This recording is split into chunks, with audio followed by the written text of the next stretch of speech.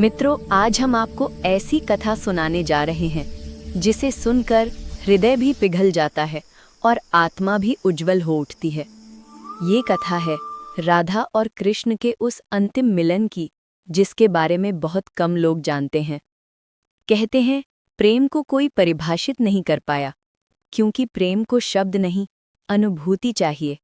और राधा कृष्ण का प्रेम अनुभूति की पराकाष्ठा था।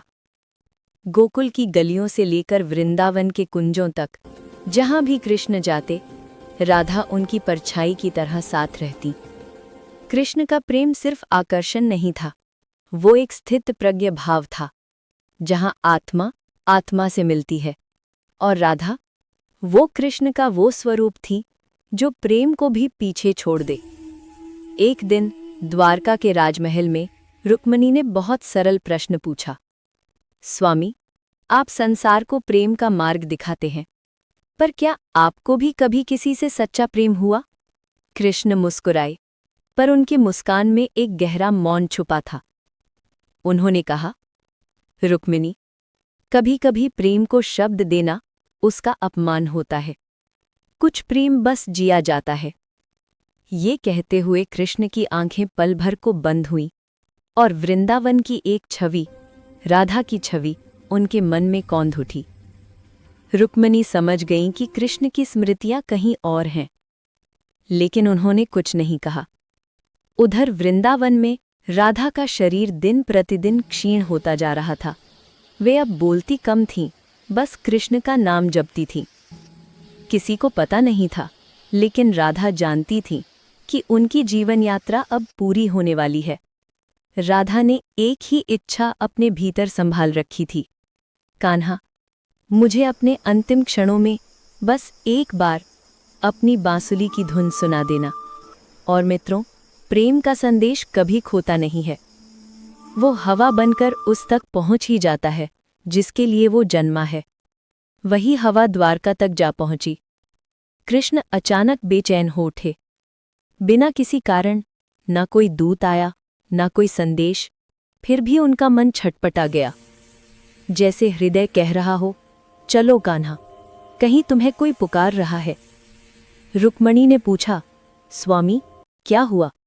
कृष्ण ने बस इतना कहा, मुझे वृंदावन जाना है। रुक्मिणी चकित थीं, पर कृष्ण के भावों में ऐसा वेग था जिसे रोका नहीं जा सकता था। कृष्ण अकेले, साधारण रूप में, रथ के बिना, गोपियों के बिना, केवल मन में राधा का नाम लिए वृंदावन की ओर निकल पड़े। वृंदावन की धरती, जिसने कभी उनके नन्हे पग चूमे थे, आज एक बार फिर अपना कान्हा देख रही थी। लोग आनंदित थे, पर कृष्ण किसी से बोले नहीं। वे सीधे वहीं पहुंचे जहां राधा लेटी थी। राधा ने धीमे से आंखें खोलीं। उनकी आंखों में किसी प्रकार का आश्चर्य नहीं था, जैसे उन्हें पूरा विश्वास था कि कृष्ण आएंगे। कृष्ण ने धीरे से पूछा, राधा, क्या चाहती हो?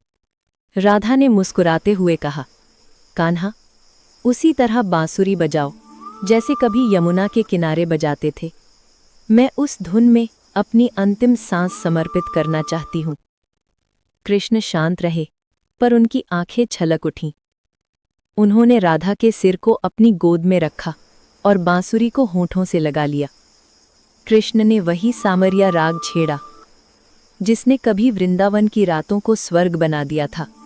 पर आज धुन में उल्लास नहीं था। आज उस धुन में विरह, समर्पण और एक अनंत विदाई थी। कहते हैं, जैसे ही कृष्ण ने आखिरी सुर बजाया, राधा की सांसें थम गई। लेकिन मित्रों, राधा के चेहरे पर एक दिव्य मुस्कान थी। राधा ऐसे गई जैसे कोई दीपक स्वयं प्रभु के हाथों प्रज्वलित होकर बुझ जाए।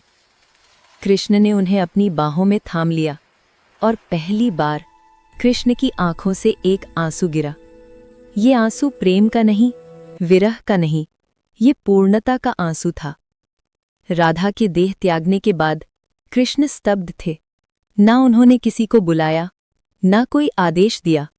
वे बस राधा को देखते रहे, जैसे कोई तपस्वी ईश्वर के साक्षात दर्शन देख ले। उनकी बांसुरी, जो उनके जीवन का प्राण थी, कृष्ण ने राधा के पास रख दी। वो बांसुरी फिर कभी नहीं बजी, क्योंकि कृष्ण जानते थे कि जिस आत्मा के लिए वो बांसुरी बजी थी वो आत्मा अब मुक्त हो चुकी है।